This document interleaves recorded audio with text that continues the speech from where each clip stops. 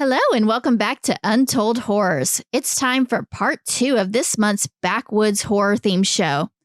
In case you missed it, be sure to check out the intro to this series where we live picked our films for discussion, and then go to part 1 where we took a deep dive into my pick, Butchers. I think we ended up having quite a bit of fun with that one, so if you do enjoy backwoods redneck horror, we definitely recommend giving that one a listen and checking that film out on Tubi. So now we're going to see if we are able to go 2 for 2 or how well we fare with Jamie's pick. So Jamie, before we get into it, do you want to remind us what we're going to be talking about? And then if you want to provide a very brief background before we get started, that would be awesome. Right out of 2018 comes He's Out of There. It is an American slasher film, the first English language film directed by Dennis Iliadis, who in this film uses the pseudonym Quinn Lasher. And it is also written by Mike Scannell. This is his first screenplay. It stars Yvonne Strahovski, Anna Prynoski, Abigail Pniowski, Ryan McDonald, and Justin Bruning. It was released on September 14th, 2018 by Vertical Entertainment. Other films that Mr. Dennis Iliadis directed are Delirium, starring Topher Grace from the same year, and 2009's underrated Last House on the Left. That impressed me. It has a Rotten Tomatoes score of 43% for Splat and a 33% audience score for Some Spilled Popcorn. And that's pretty interesting because most of the time those two scores differ. Is that correct? Not always, but a lot of times, yeah. Do you care if I add just a tiny bit of trivia to that? No, not at all. Awesome. I'm glad you found some. I didn't find any. Well, this film has a super interesting history that I came across and was like, oh shit, something's going on here. So I've never heard of it. When you picked it, I was like, okay, I mean, new to me. But apparently when it first got announced, it was pretty controversial. And the reason why is because when it was first announced, it was going to be distributed by Screen Gems, which actually has a pretty good track record. And it was supposed to get a theatrical release. Then somewhere along the way, Screen Gems abruptly sold it to another distributor, Vertical, which you mentioned. And Vertical, unlike Screen Gems, doesn't have the best history. They tend to do a lot of super low budget, direct to VOD type of stuff, or direct to Tubi even. Like they don't like do the best stuff usually. And when they got this film, they did do exactly that, where they dumped it directly to a digital release. So they just skipped the theater. The film, as you mentioned, was heavily promoted when it was first announced, that Dennis was going to direct it. And that was like all over the posters, and it was a big publicity thing. And then after like post-production and everything, even up until like right before the film got released, he was still attached and everything was good. And then when the film, somewhere right before the film came out, and then after the film was released, the directing credit was changed to, as you mentioned, Quinn Lasher, who has absolutely no other films, no bio, no social media, no presence that anybody has been able to find. So it's about a 99.99% certainty that is a pseudonym. And it's basically an Alan Smithee situation where the director is going by a pseudonym for whatever reason. And the name Alan Smithee got retired in 2000. It used to be something that they used quite a bit from like the 60s on, whenever a director wanted to distance themselves from a project for whatever reason.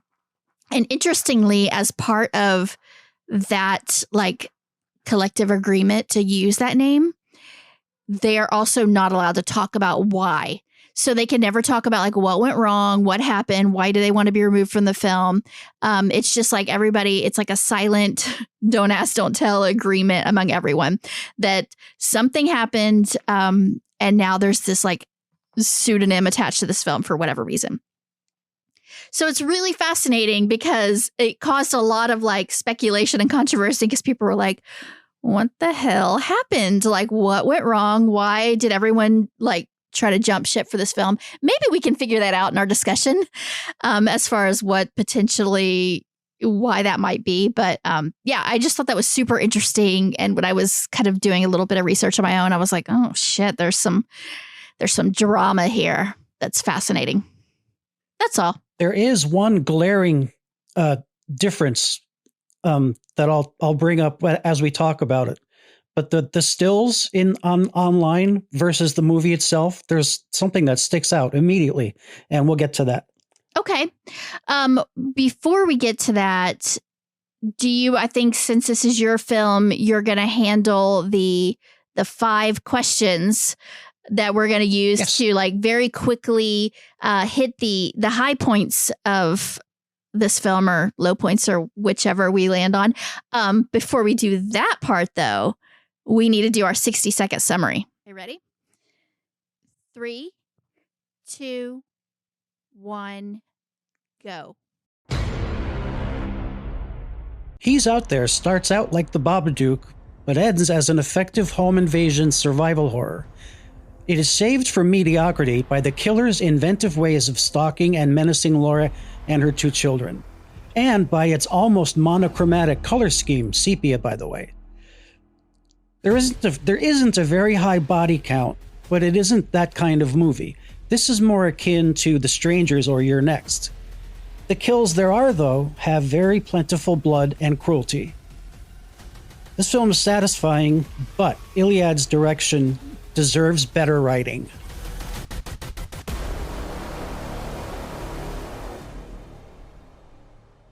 That was very well done. I'll try better next time. No, it was really good.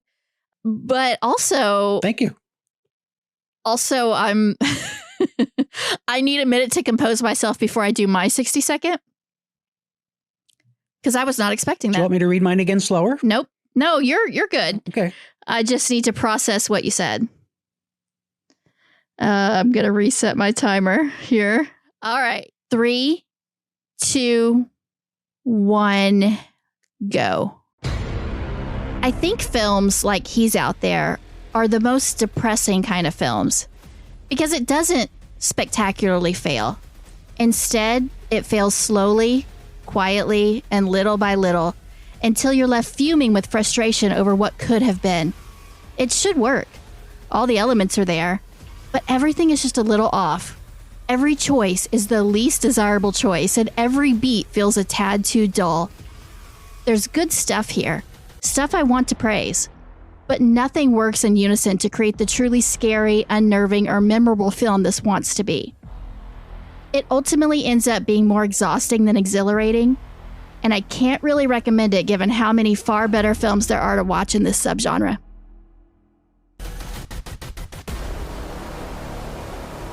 Oh. Yeah. So you didn't like it much? No, I did not like it much at all.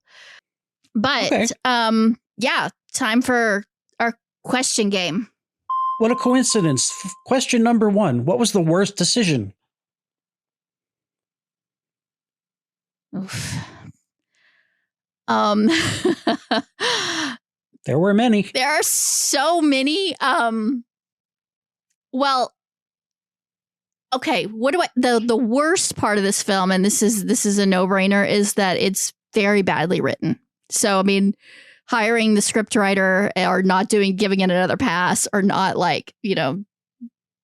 doing multiple drafts, I think problem number 1. But outside of that, it's funny because you mentioned that you really liked like that sepia tone, like the color grading, the way it looks. I fucking hated it. I thought it looked like shit. Oh. I thought it was a horrible decision. I thought it really, it was really dark and gray and dull. And I think there could have been some really lovely shots, but Yeah, it all just looks depressing and gross. And I don't know why they made that decision. It's a weird fucking decision for a film like this. And I think it looks hideous. That's what I wanted to come to. The stills from the movie that are online are bursting with color. So I don't know. I mean, obviously it was a creative decision somewhere along the way. Maybe it connects to why the director's name is Quinn, whatever. Maybe that was part of the disagreement, creative differences. I feel like they were trying to maybe hide something in post. You think? Yeah, like they were trying to make it like they were trying to hide some shit, that didn't look good once they were like going through it, because because they just basically dropped a filter on top of the whole thing, and there's no real good reason for that, and it doesn't look good, and it doesn't give the film any sort of extra like grittiness or gravitas or anything. So I don't know. I feel like I don't know if that was a creative decision or a like, let's see if we can fucking sweep some shit under the rug. That's a guess. I obviously do not know that, but yeah, it was somebody's decision because that wasn't a mistake, I mean, like, whoops, I didn't know we did that. Like, mistake. Yeah, obviously. Okay, do you want my second question? Well, no. What do you think the worst? You have to answer it yourself. What do you think the worst choice was? Combination. Mom dragged those children throughout the entire house and outside between two cars. She wouldn't. I mean, don't you want to hide from the killer? You're right. There were many what the fuck moments. There were two opportunities at least that she had to get out with her kids, but she puts them in the closet. She puts them behind a counter. She puts them in the bedroom. She takes them outside. Let's go to the car. Oh no, wait, not that car. Mommy was a dummy, I think. I mean, I disagree with you there, actually. I think that... Oh, of course. Okay. Well, I'm sorry. I have a different opinion. I think that it's not well written, and I think that they write themselves into a corner because it's like limited characters in a single confined space that has to last for, an hour and a half. And so it feels very tedious because there's a lot of running around in circles and it gets old real fast. But I think that, like, I mean, I don't know if we're going to get to this. This is one of the questions as far as what works in the film, but I feel like I feel like there's a lot of plausibility things that are very implausible in this film. And I feel like there's a lot of, one thing that really annoyed me is there's a lot of things that happen that are done, that are very manipulative and done just for the sake of like putting this family in peril or getting them out of peril. Stuff that feels very like heavy handed and not very gracefully done and just really, too convenient. But I felt like she was doing the best she could in this situation. I didn't think that she was a dummy. Thought that she seemed pretty capable. I thought the film was dumb, but I don't put that in her court. Well, remember, I'm not a fan of the movie either. I mean, in my critique, I did say that this guy deserves better writing. Well, you're allowed to like the film. Like, we are allowed to have a difference of opinion on this film. You don't have to agree with everything I say. I'm just telling you, this is where I did like. I didn't. It's middling. It was satisfactory. All right. Well, do you have another? What's your second question? Okay, biggest what the fuck moment. Do you want me to go first, or do you want to go first, or? Well, mine's really simple and really quick. The guy who got chopped on the side of the head. It was a great effect. It was timed well, and it was gory without being ridiculous. That was my favorite what the fuck moment. Once again, just like mistakes, there were a lot of what the fuck moments. There were a lot. And I think my answer to this is going to be different depending on if we're talking about like, whoa, did you see what just happened moments? Or if we're talking about like, what the fuck? Like, what are they doing moments? Well, so, okay. We're we're very well versed in movies like this. So I would say for us, any movie that we're watching that sort of makes us like take a back for a second, go, oh wow, that was weird. Like anything like that. Well, a lot of things, pretty much everything that the killer did surprised me because it was all very elaborate and very like the sort of cupcake picnic scene in the forest that happens early on. Like that was and then the reveal of like the, what's in the cupcakes and shit. That was my, like, so I said that this is potentially, I would answer this differently depending on what perspective. If I'm doing a like, whoa, what the fuck, perspective, that was probably the first time. And there was a lot of it, pretty much, because he did a lot of different stuff with very elaborate props and sets and stuff. And every time he would do something, I was like, oh, what the fuck? But that was kind of the first scene. And it's extra demented because it's young children. And anytime you're fucking around with like young innocents, it's, it's a little bit darker and more sinister and more twisted. My, what the fuck moment was, when there's this dramatic reveal, where she like moves a curtain or something. And then there's a family photo and the photo has been altered. And I think the mom's face is fine, but like the dad and the two daughters, their faces have been scratched out. And the two kids who I actually think did a really good job, but they do this audible gasp and they drop their jaws wide open and it feels very much like they're in a cartoon. They're like, oh! And it's very big and like sort of silly. And it should be a scary moment. It's a pretty disturbing thing, but it comes off really comical. And it made me giggle. So I guess that's kind of fun, but I thought it was a little hammy and it was one of the least effective scenes for me. Side note, those two girls are sisters in real life, which I thought was like a smart casting choice. Yeah. So are you ready for another question? Sure. This is going to be an interesting one. Scariest tactic the killer had. You go first. I mean, as much as I thought this movie was not great, I did think that the killer was pretty scary. I mean, the shit that he did with like dolls and stuff really like unnerved me, like the creepy dolls and the kind of stand-ins for the different family members. I also found I'm doing too, and I'm cheating, but you mentioned the Babadook, but the whole thing with the creepy ass storybook and him going in and like redrawing the pictures and changing the story and stuff. That's pretty fucked up. Like that would mess me up if I was them. I watched to the credits, by the way, and none of the music had copyrights. I guess the two nursery rhymes the kids were singing, I guess they're public domain. He's got the whole world in his hands in that other one. And the book isn't listed as a copyright of any kind at the end of the movie either. So I guess that was made just for the movie.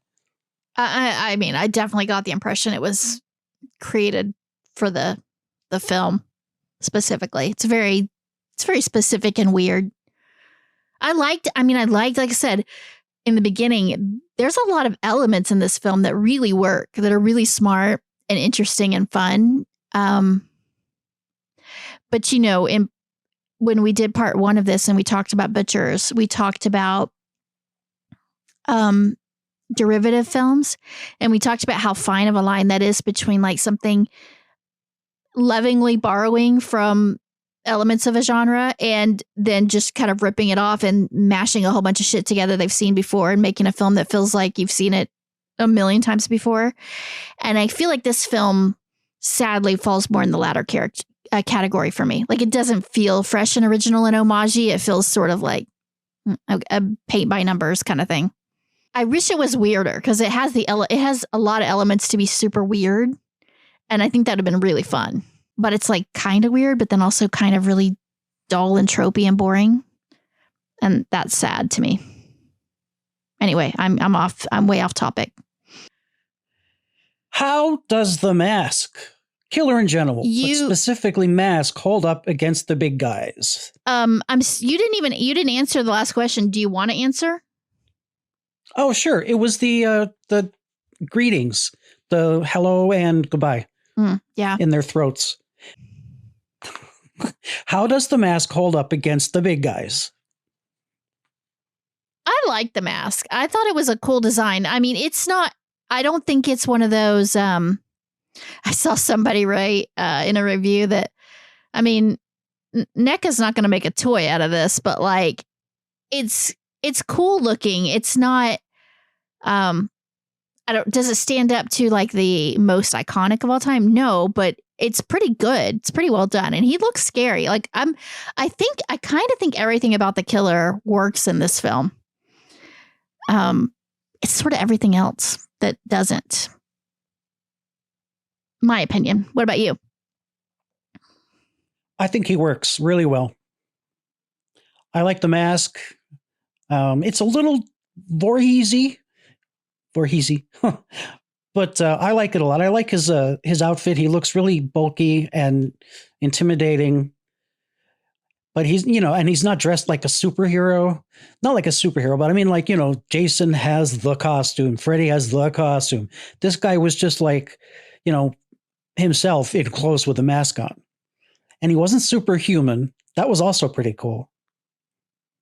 Mm-hmm. So I wouldn't actually mind seeing him again if it was a better movie. Yeah, I mean, I doubt we will, though. I think he'd really work in a slasher film. Like, if they wanted to make a slasher film with somebody like that, that would have been really fucking cool. But it's like, yeah, this sort of home invasion thing doesn't quite work, and you don't get enough of him, and it's a little bit lame. Do you like home invasion movies? Or are you just like, if it's a good one, you'll watch it, whatever? I like a lot of home invasion movies, and honestly, they tend to scare me quite a bit. Like they tend to be one of the subgenres that actually does disturb me. Because slashers don't. But a home invasion, that's a little real, and that's usually, like a film like this, having children in peril is really sinister and scary. And because being vulnerable is scary enough, but being vulnerable and being in charge of protecting even more vulnerable people, that's horrible. Like I can't even imagine the amount of terror. And I think that the mother did a great job selling that sort of visceral terror. And I felt bad for her. I was like, if she was alone, it would have been better. Do you know what I mean? Like, it would have still been awful and terrifying. But the fact that she's like, okay, I got to try to stay alive and I got to protect these two innocent children. I always think how horrible it is to be like she says, I promise I'm not going to let anything happen to you. I promise I'm going to protect you. And of course, that's what you say, right? Because you're trying to reassure your kids. Yeah. But in your head, you're like, well, I can't keep that promise. Like, what the fuck am I going to do if this guy breaks in here and tries? Like, I'm not going to do shit. What can I do? And knowing that, like, you've got two kids that are like trusting you and looking up to you and being like, oh, okay, you're going to protect me, and believing that, and knowing that you're lying, not intentionally, but because you can't control the situation. That's fucking terrifying. That was a long way of me telling you that I think the setup for this is phenomenal and should be really terrifying. It just, again, that's when I say it's just disappointing, because I think it could have been amazing, and it doesn't quite get there for me. So here's a follow-up.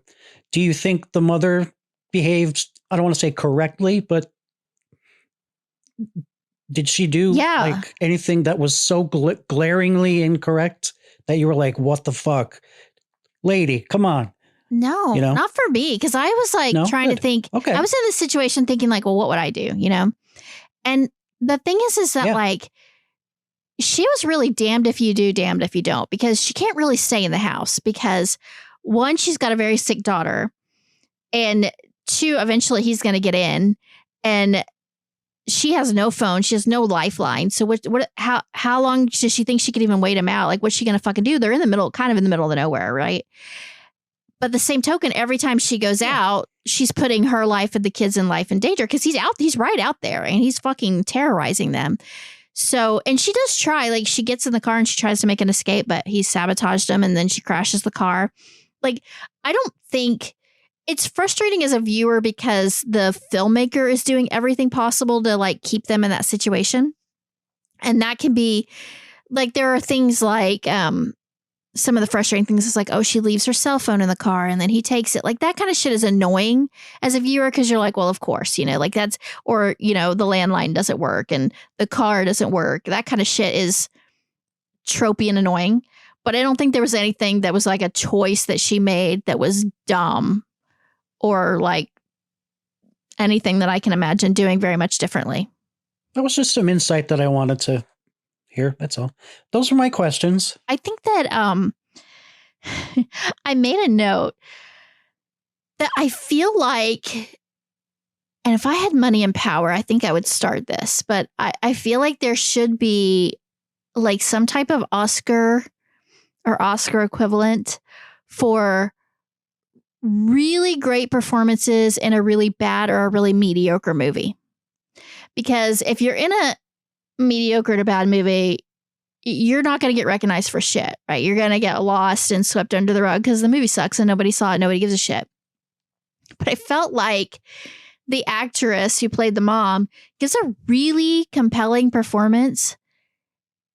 And she deserves a lot of credit for that, not only because it's a good performance, but because it's a good performance against a really shitty script. And she's given very little to work with. And she's not fleshed out at all. She's not really given any characterization other than the fact that she's a mom and she's scared. And she does a lot with that. And I feel like that deserves a pat on the back, a virtual pat on the back, because that's a lot. And I feel like if she wasn't as good as she was, this movie would have been really atrocious.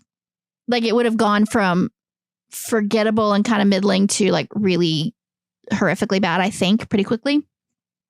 But she's fucking like giving it her all. Like she is like, I don't know if she thinks she signed up for a different movie and this wasn't what she signed up for and she actually thought that she was in a real film, or if she is just that much of a work ethic, but she's really good. I think she's really, and she was in Dexter, and she's also in Handmaid's Tale, which I haven't seen, but I hear that she's really great in it. So yeah, I just want a special shout out to her because I did think she was really, really good, even though I think the character sucked or was badly written, I should say. You haven't seen Handmaid's Tale yet? Wasn't that written for you? Yeah, I don't. It's hard for me to make time. I mean, I'm surprised. Like I'm surprised. So, yeah, no, it's on my watch list eventually, but I don't know. Shows are hard for me. I unless they're really bingeable, like they're really, and usually like stuff that's kind of light or I can get through pretty quickly, but it's not light or anything that's like, it's not, you know, put it on the background and just do whatever. So I don't know. Maybe I'll get around to it eventually, but I'm sure it's great. I just haven't had a chance. Do you want me to keep going or do you have thoughts you want to share? What do you think? Because I pretty much said everything. I thought it was, 2.5 out of 5. You know, I enjoyed the killer. I enjoyed the colors, although you didn't. That's okay. There were only 2 kills, but they were satisfactory. It was okay. I probably won't ever watch it again. I'll watch a sequel if Tubi has a sequel. Well, first of all, I think child acting is hard. I think these girls were pretty good, but I do think, again, I think that at first I was like, oh, this is really chilling because they're so young and this is so terrifying. I felt bad though, because it's basically an hour of them screaming, like that high pitched kid screaming and crying and screaming, mommy, mommy, mommy. And it was really like, it's very exhausting. Like it gets old really fast where you're like, okay, you're doing a really good job and you're doing everything you're asked to do, but like, holy shit. But yeah. Shouldn't you expect children, especially your little children, to sort of freak the fuck out like that? Well, you should, but I think it's the problem with the writing. It's like when you write a film where they have nothing to do for an hour other than just stand there and scream in the same place. That's really, it's not the kids' fault. Like I said, they did great, but I think I think this whole film writes itself into a corner. Like the setup puts it in a situation where it's like, even if you kind of do everything right, it's still going to feel sort of like dull and lifeless because there's just like, it's just the mom and these two girls. And, you know, there's nothing really happening that much. And and it's a lot of like, they've got to stay there for the whole movie. So it's just basically them running around and like, just this killer kind of toying with them, but not really doing anything. And it's weird because like, I mean, he's obviously like playing games because he could absolutely get to them. Like, you know, when he wants to get to them, he does, no problem. There was a scene I was super annoyed by, like where the neighbor, the like red herring neighbor comes over and you know what's going to happen. Like he obviously gets killed by the killer. And she's like that quintessential, I'm up on the top floor, like banging against a window, screaming for help, but you can't hear me.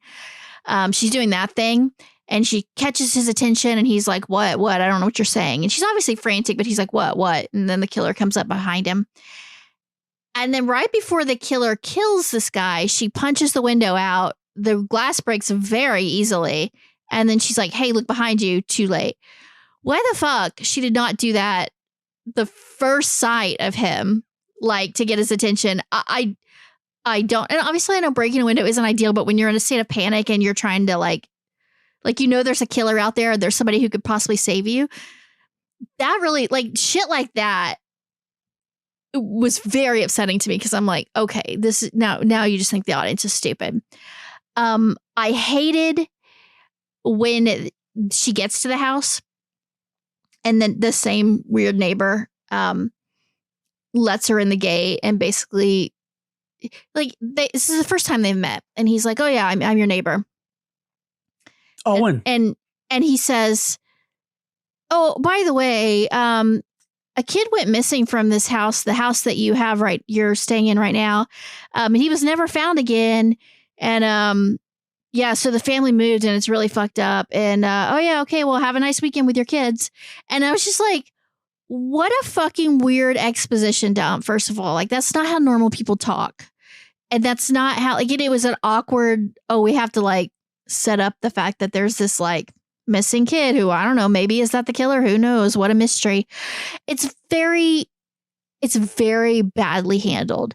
And then like there's that scene where the killer is sitting on the bed talking to the kids. And that's when he confesses like, oh, I'm the kid that went missing.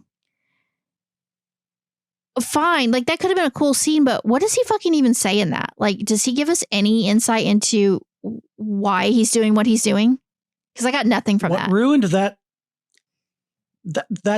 scene, actually, I liked that scene, or at least I started to, because it was interesting how he just sat there and he was calm and everything. I thought that, not that he was going to get the girls to be on his side, but I sort of thought he was going to ease up on them a little more, because he sort of like felt like he related to them. And then he's totally calm. And then he just starts to roar, I am darkness. And he just throws the mattress. And I was like, oh no, you had something real special going there for a couple seconds. And then you just turned into a stupid horror movie. Terrible. Okay. So I think we're good. Are you, I'm thumbs down. Are you thumbs up? Are you tepid? Where are you? I'm tepid. More thumbs down than thumbs up. All right. But I did like the color in the killer. All right. Well, for the sake of making this nice and clean, I'm going to say we're 2 thumbs down. But you can tell me I'm wrong. If you don't want to be a thumbs down, you don't have to be. I'm not trying to force you into thumbs down, but I feel like that's where we're leaning. Fine. Okay. Especially if you're a 2.5. I feel like that's rotten on Rotten Tomatoes, you know?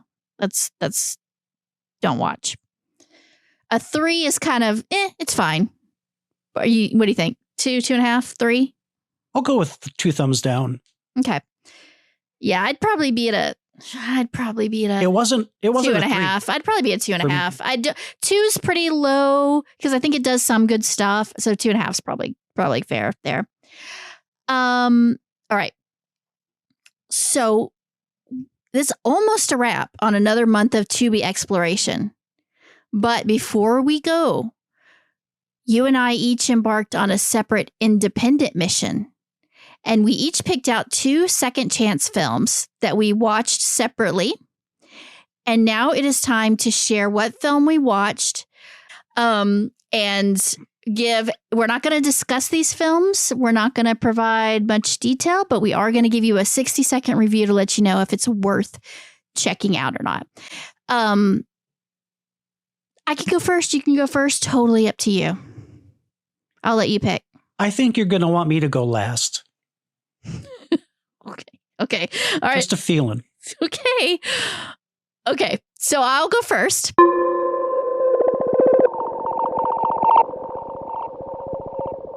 The second chance film I picked was House of Fears. House of Fears is a 2007 American horror film directed by Ryan Little. It was released direct to DVD on April 27, 2009 in the UK.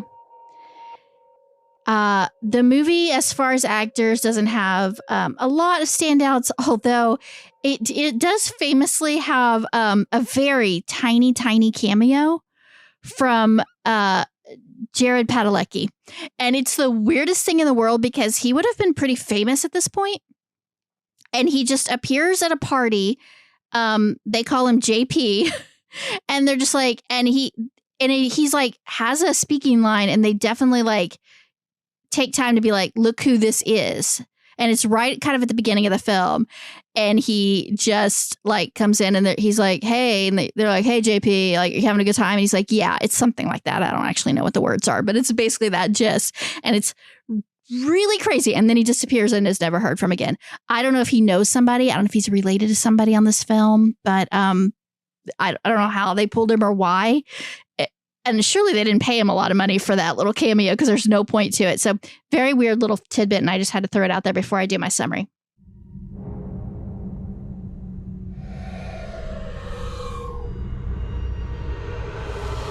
So a few of us are going to the House of Fears, a little sneak preview. Are you in? Sneak as in sneaking. Something wrong? Places like this just bother me.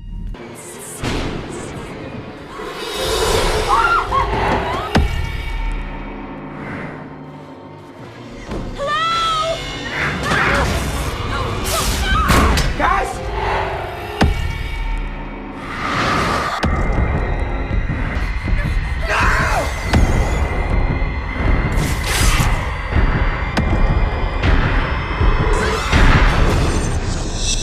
Your fear will kill you. It has a 22% audience score on Rotten Tomatoes and 0 critic reviews or score. It has a 4.7 out of 10 on IMDb, so you kind of know what we are dealing with at this point. Very brief synopsis before I give my 60-second review. The night before a local haunted house opens for Halloween, 6 friends sneak in for a few hours of fun. Soon after entering, they find themselves trapped inside with no way out. Their evening of fun rapidly turns into their worst nightmare as they begin to die and disappear in the most freakish of manners. I will say that synopsis that is provided by the filmmaker is way more interesting than the actual film. But with that said, let me put 60 seconds on the clock. 3, 2, 1, go. There's an amazing review of this abomination on Letterboxd that reads, "This would have been good if it wasn't so bad." That perfectly encapsulates my feelings for this film so much that I fear there's really not much else for me to say. But I will say this, it has a lot of things I typically love in cheesy horror, including a bunch of unlikable, horned-up co-eds, a killer early 2000s vibe that I'm a sucker for, a haunted house setting that should be really cool, an intriguing premise about the manifestation of everyone's darkest fears, It's kind of got all the elements, but it's also bland, boring, super cheesy in an unfun way, and as vapid and substance-free as its cast of cliched, thinly drawn characters. It's not even fun in that so bad it's good high camp kind of way. It's a real unfortunate snooze fest, best left buried.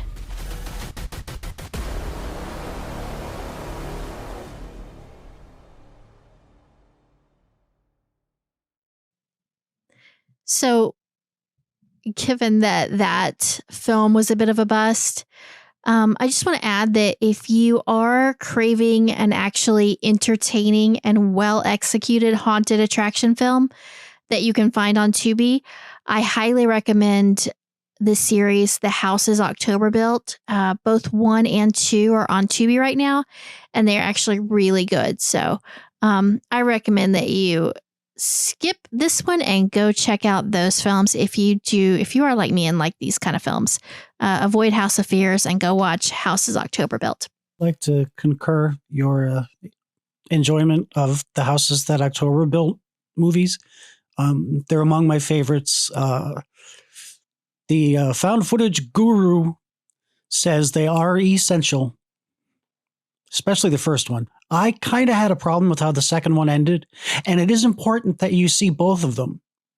I say you to everyone who's listening, because the second one, although it doesn't seem like it, directly connects to the first one. All right, Jamie. Now it's your turn. You are going to talk about the film you picked, provide a brief synopsis, background information, whatever you would like if you choose to do so, and then tell me when to start the clock for your 60-second review. The makers of Pitchfork should be exiled to Papua New Guinea and live in huts for the rest of their lives. And you, for making me watch it, should go and build the huts. How did I make you watch the film that you picked on your own to watch? That you didn't even know. On my own, but you didn't even know that I had seen it. You didn't even know that until after you picked it. Yes, you did. Well, until after I picked it, but still. Yeah. You said, oh, I can't wait to hear what you have to say about this. As usual, made an assumption.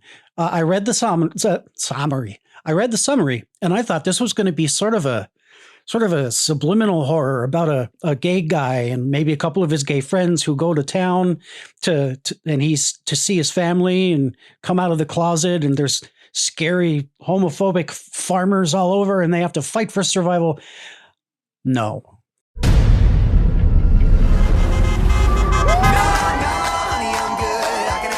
Thanks for coming. It means a lot. Mom, Dad, this is the gang. It's like the Breakfast Club just puked on my lawn. Don't get me wrong, guys. My parents are good people. Oh, I'm sure they all are. Come on, people. We have to have fun this trip. This is our last big shindig before wedding. What the hell was that? That sounded like someone dying. Guys, this is the country. What's normal?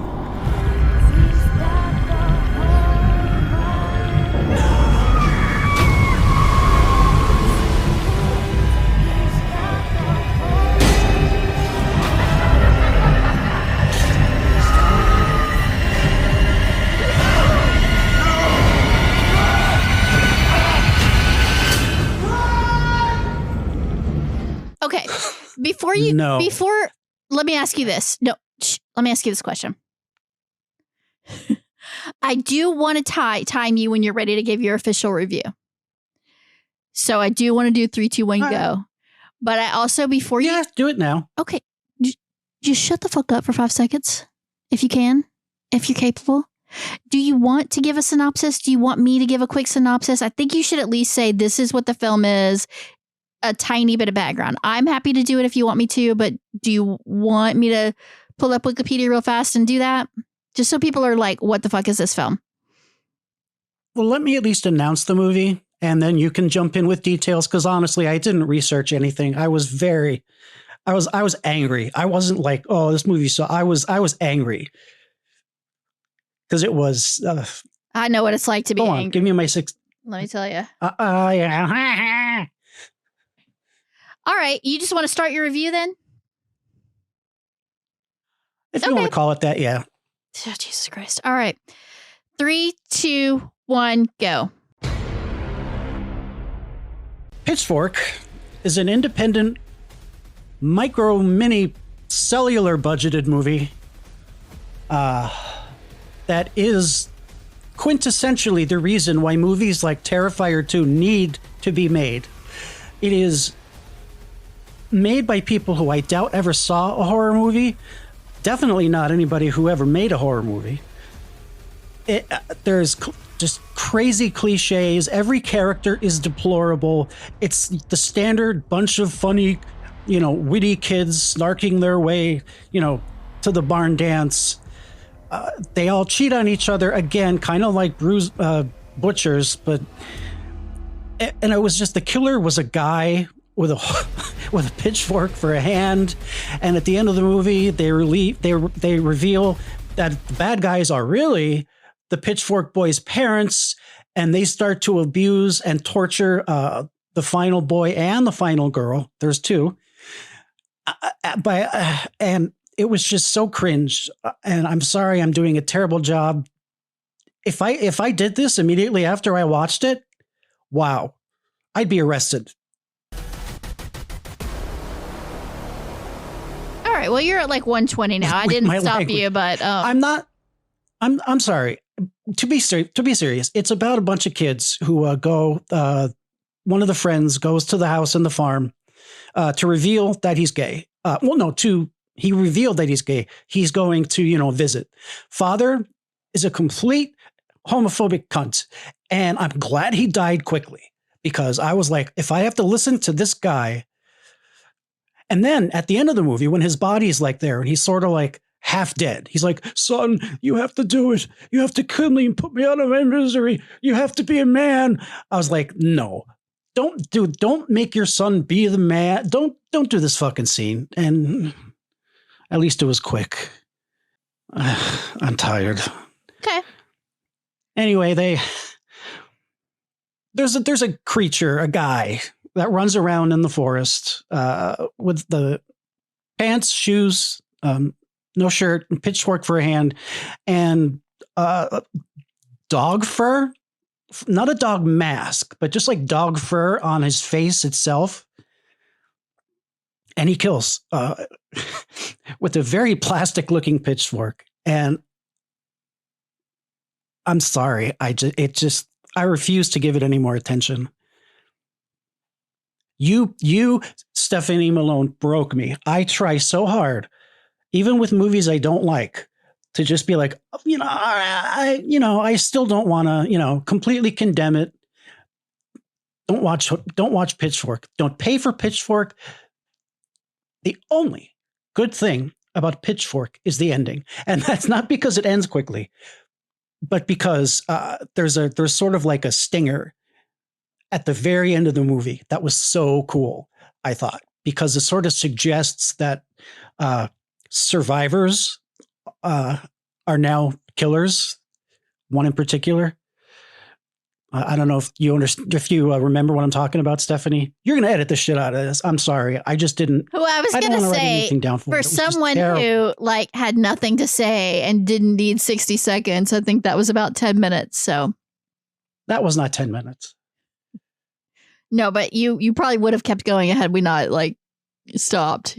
You would have just kept saying stuff. I slowed down because I have nothing more to say about it. You broke me. All you had to do was do a 60-second review. That's all you had to do. You don't have to talk about it all day and all night. You just have to give your 60-second review, which is fine. You don't like it. Fuck this movie. I didn't like my film either, but are you done talking about Pitchfork? Because I'm violently unhappy with it. Well, unpleasant, I think, was the right word choice. I think you went to change it, but I think you had it right the first time. You're violently unpleasant right now. Yeah. Because of the movie. Sure. It's the movie's fault. Usually you're quite the delight, but just Pitchfork made you an asshole today. It's weird. Are you done talking about Pitchfork? I want to make sure that you've said what you need. You said your piece, because I have something to say, but I want to wait till you're done. I would honestly like to know what you thought of it. I would like you to articulate it at least a little bit so I could understand what you were thinking when you watched it, because that's actually the only interesting thing about the movie. knowing what you thought of it. So as you may have heard us say before, I normally, up until this point, honestly, every film that we have picked, with our kind of normal, the way that we were doing it when we first started was that we were intentionally picking films that neither one of us had seen. And we were, like Jamie, if you selected a film that I'd seen, I would say, hey, I've seen that, pick something else. But when we kind of like changed how we were picking films, I think we decided that, if when we're especially with the second chance films, if one of us had seen it, that's fine. As long as it was like new to us, so it's like, you haven't seen Pitchfork. That's fine. That's your movie. Doesn't matter if I've seen it. I have seen this one, which is weird because it is very much one of those, like, I doubt many people have seen it or heard of it. It's a very deep buried treasure, or I guess you wouldn't call it treasure, but it's buried anyway. Okay, so let me just say this. I'm not gonna provide a counter review, and I'm not gonna go into details, and we're not gonna debate this one. Maybe on a different episode. But I will say this. It would be fun. I will say this. I had fun with this one. And I actually, if you are interested in what I had to say about it, this is actually one I wrote a review on morbidlybeautiful.com. So Jamie, if you're interested, and anyone listening, if you're interested and you want to hear a wildly different second opinion, you can go read that. And then if you really want to have fun, you can watch the film, form your own opinion, and then decide which one of us is more trustworthy or more disgusting. I'm probably going to be the one that you're going to think is disgusting, and at least for this go around, and that's okay. I'm really comfortable with that. I don't know. I found it charming and funny and a campy, rompy good time. So, yeah. I don't think either one of us are disgusting. We just like different movies. And this particular movie they rarely happen, but this one was just so bad. It just got under my skin. Fair enough. See, now you were entertained by the badness of it. Am I correct? Or do you actually think it was a well-made, functional movie? I mean, it's intentionally campy slasher, and I think it's well executed for being an intentionally campy slasher. I've actually seen it more than once too. I'll say that. I do remember the barn scene being pretty fantastic. I know you're gonna know what I'm talking about when I say that. The director he's a professional choreographer. Like, that's his day job, and this was his first movie. He's actually a really, really cool guy. I mean, not like we're besties, but he's like a really cool dude. And I thought the choreography for that dance scene was pretty fucking great and fun, and made me like smile from ear to ear from what I remember. That was fun. Yes. And so you know the guy? You know the director? Well, I don't know him. I know of him. We have spoken, virtually, like via social media and email and stuff. And I followed his work, and I think he's a really genuine good guy. That doesn't mean, and listen, I watched the film and reviewed it before, like I spoke to him and had an interaction with him. So it's not like I was like, oh, I like him, so I like his movie.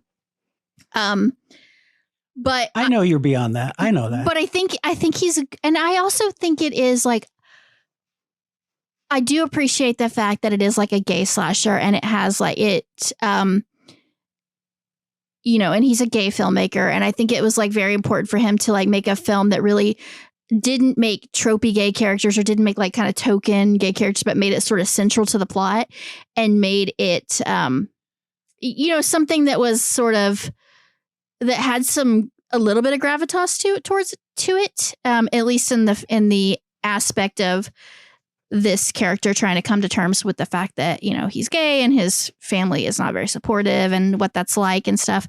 I whether you think that it's well executed or not, I appreciate the idea there and the attempt there and the attempt to be different and the attempt to do something different. I mean, it's obviously very tropey and slashery intentionally, but also do think there's enough that they do that feels kind of unique and creative. I actually thought the killer was really fun. I remember thinking that. I can't give you a whole lot of specifics right now without having rewatched it, but I remember thinking like, this is kind of like creative, at least. Like they're trying to do something different here. So that's my 2 cents. I said I wasn't going to go into details, and that's all I'm going to say, but that's my high level review of the film.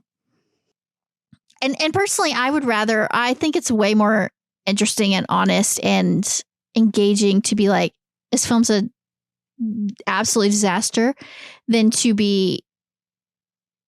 come in. And I would actually rather watch a film like that because that's more fun than to watch a film like he's out there that I think is competent in a lot of ways and does a lot of things right, but like kind of is just disappointing on every level.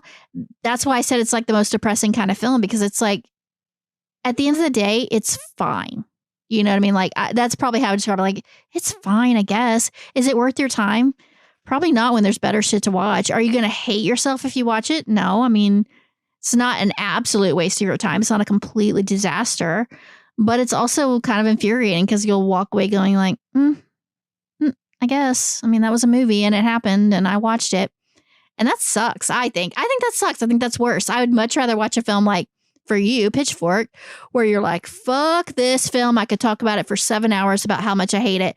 The fact that you could talk about a film you air quotes hate for so long means it kind of did something right. You know, like it gave you a shit ton of things. It still made you passionate and engaged, you know?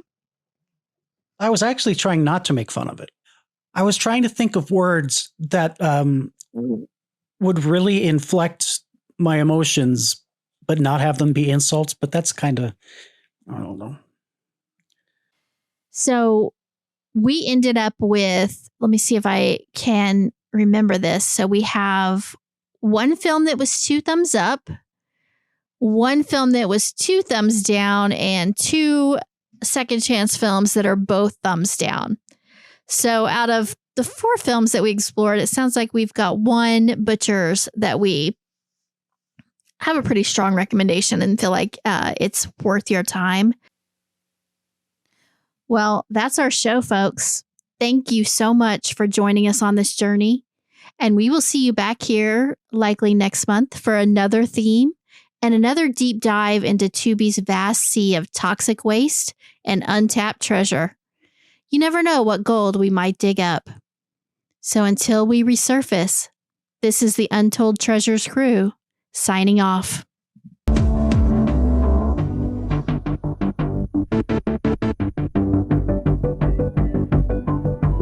If they're like, oh my God, like it's a fucking train wreck, I'm like, I gotta see this thing.